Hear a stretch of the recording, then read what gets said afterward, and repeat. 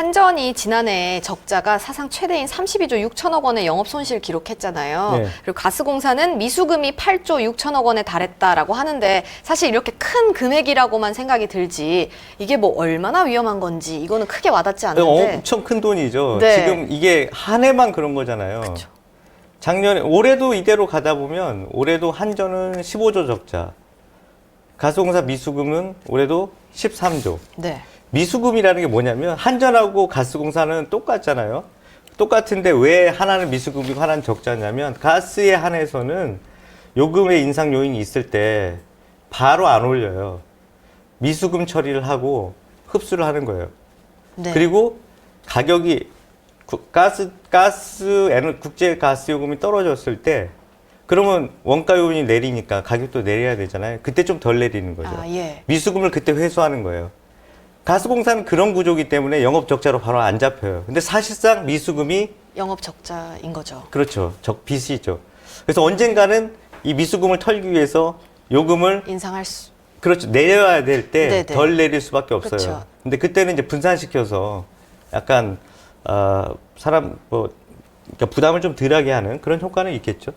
네. 그래서 시스템이 다른 거지만 결과적으로는 예. 부채인 거죠, 부채. 예, 그래서 이렇게 이게 작년 32조 한전, 올해 또 이대로 가면 15조. 계속 쌓이면 어떻게 돼요? 누적이 되면 엄청나게 그렇죠. 불어나겠죠. 계속 회사채 발행해서 빚으로 해야 되고 지금 한전의 부채 비율이 400%가 넘어요. 400%요. 예. 그리고 가스공사 500%가 넘죠. 네. 어느 기업이 이런 기업이 있냐 따져보세요.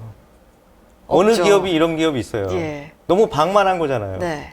자, 그러면 정치권에서 뭐라고 하냐면 뼈를 깎는 구조조정이 선행돼야 되는 거 아니냐. 국민들을 설득하려면 그것도 맞는 얘기예요. 네. 한전과 가스공사가 그동안 어떻게 해왔냐. 너희들 방만한 건 없냐. 있죠. 그 분명히 해야 돼요.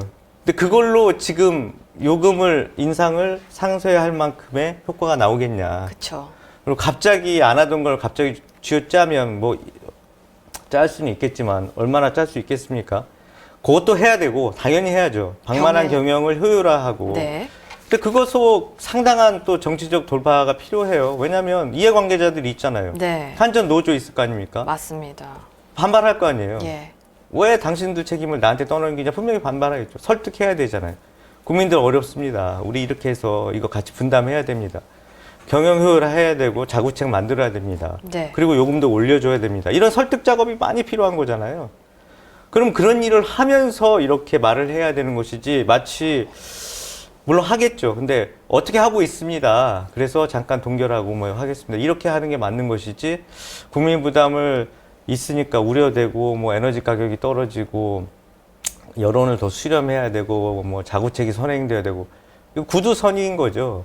액션이 필요할 때. 네. 당장 그것도 2분기 전날에. 31일 그 전에는 했죠. 뭐 했어요? 맞아요. 뭘 하는 건가요? 내가 물어보고 싶어요. 그 다음에 참 이것도 웃기는데 에너지 가격이 약간 지금 국제 에너지 가격이 좀 안정됐어요. 네. 그래서 많이 좀 그 과거처럼 막 급등하던 시기는 아니죠. 국제 유가도 70달러 밑으로 가고 배럴당 좀 안정이 됐어요. 근데 문제는 금융 은행 위기 커지고 또 이렇게 불안불안하면서 약간 다시 고개 들고 있어요. 그다음에 어제 오페크 플러스에서 전체적으로 110만 배럴 오페크에서 네. 사우디랑 해갖고 110만 배럴 감산 결정했잖아요. 예. 생산을 줄이면 가격이 오를 거 아니에요. 맞습니다. 그럼 유가가 다시 오르잖아요. 벌써 유가 6% 급등했다는 얘기가 나오거든요. 이게 일시적일 수 있는데 또 계속 이렇게 가지 않으려는 법도 없어요. 그러니까 에너지 가격이 잠깐 내렸다고 해서 이걸 인상하지 않아야겠다라고 하면 너무 근시안적인 거죠. 이렇게 됐다고 해서 바로 올려야 되는 것도 그렇고 종합적으로 판단해서 뭔가 국민들한테 제대로 된 밥상을 차려줘야지 이것도 있고 저것도 있고 저것도 있고 이렇게 하는 거는 약간 무책임하게 보일 수 있어요. 네. 그러면 되게 얽힌 문제가 많은 것 같은데 이런 부작용들을 최소화하기 위해서는 정부가 이제 어떤 걸 좀 해야 될 거라고 보시나요? 지금도 말씀을 해주시긴 했는데 네. 딱 이거를 하는 게 좋겠다 이런 게 있을까요? 뭐 말씀하신 데 답이 다 있어요. 그분들이 답을 갖고 있어요. 네. 서민들의 부담이 최소화되도록 인상폭과 시기를 조절해야 할 필요성이 있다. 하지만 인상의 필요성에 대해서는 국민한테 설득해야죠.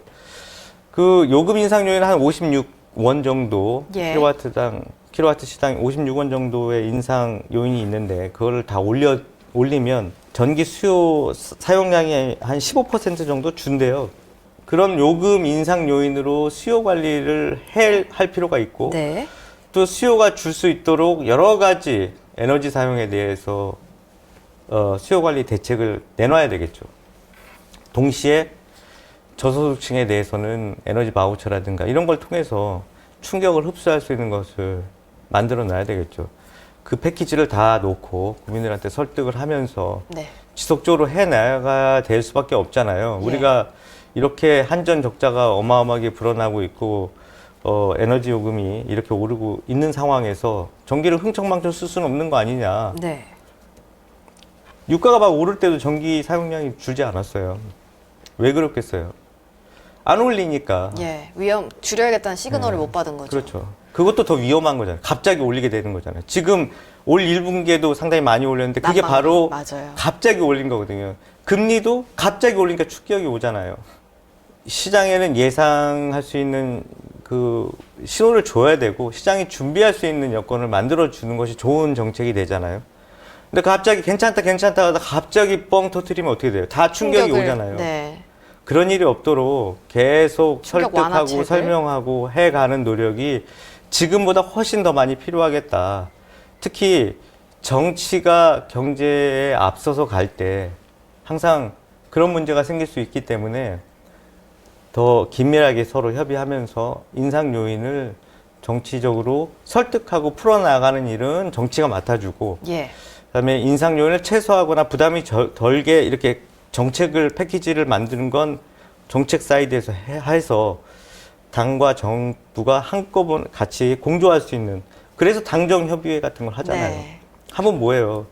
결론이 안 나. 아니 29일 날은 뭐 올려야 된다고 하더니 예. 31일 되니까 갑자기 동결이라고 하고 그다음에 어떤 이유로 앞으로 어떻게 할 것인지 설명도 별로 없고 예. 국민들은 답답한 거잖아요. 그렇죠. 지켜볼 수밖에 없으니까요. 그러니까 당정 협의를 잘 하셔서 네. 조금 더 국민들한테 설득하고 필요성이 있으면 솔직하게 얘기하고 그리고 선거보다 중요한 게 뭐냐면 총선 다음 어떻게 할 거예요?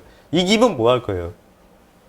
이기면 문제는 다 이만큼 있는데. 승자의 저주라고 하잖아요. 네. 열심히 해서 이겼는데 엄청난 부담을 안고 있는 예. 그렇죠. 우리가 그런 식의 그런 단견이 반복돼서는 안 되죠. 지난번에도 대선 때 미뤄뒀던 전기요금이 끝나고 한번 팍 터졌다가 다시 또 총선 앞두고 이런 식으로 반복이 되면 네.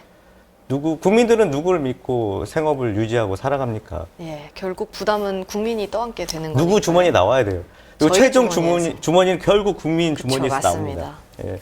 그러면 댓글을 좀 살펴보고 가면 좋을 것 같은데요. 네. 다들 이제 폭탄 돌리기 이런 표현을 많이 쓰시더라고요. 그렇죠. 폭탄 돌리기에 가깝죠. 네. 근데 회피하다가 나중에 큰일 날 것 같다. 네, 그게 회피하는 제일 게 걱정이에요. 능사가 아닐 것 같다. 예, 그런데 예. 회피를 계속 하게 되면 어떻게 되는 건가요? 지금 같은 일이 한 번에 많이 올려야 되는 일이 생기잖아요. 네. 한 번에 많이 올리면 어떻게 돼요? 갑자기 금리 보면 제일 알 수 있어요. 금리가 갑자기 1년 새에 뭐 몇 %씩 뛴다. 그 깜짝 놀라는 거잖아요. 빚 낸 사람들 갑자기 이렇게 갚아야 되고 마찬가지잖아요. 전기요금에서 전기 이렇게 열심히 뭐 자기 한 만큼 써요. 예. 예를 들면 이런 거잖아요. 전기가 좀 싸네. 그러면 다른 것도 난방도 야 전기로 하자. 전기 보일러 들여놔. 이렇게 할 수 있잖아요. 맞아요. 싸면. 네. 근데 갑자기 확 올려요.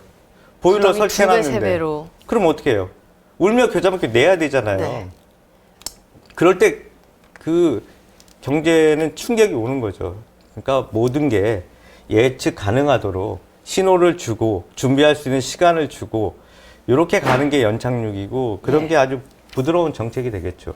구독자분들께 이것만은 얘기하고 가고 싶다라던가 정리하고 넘어가실 얘기가 좀 있으실까요? 뭐든 하여튼 갑자기 뭘 바꾸는 거는 좋진 않죠. 네. 계속 예고해주고 특히 경제는 요번처럼 분기 시작 전날에 갑자기 보류 이거는 약간 무책임하다는 느낌을 줄 수 있어요. 네. 그런 정책보다는 예고하고 실행하는 과정에 나타나는 부작용은 최소화하고 이런 노력들이 좀 더 많이 보였으면 좋겠다 이런 기대가 있습니다. 네.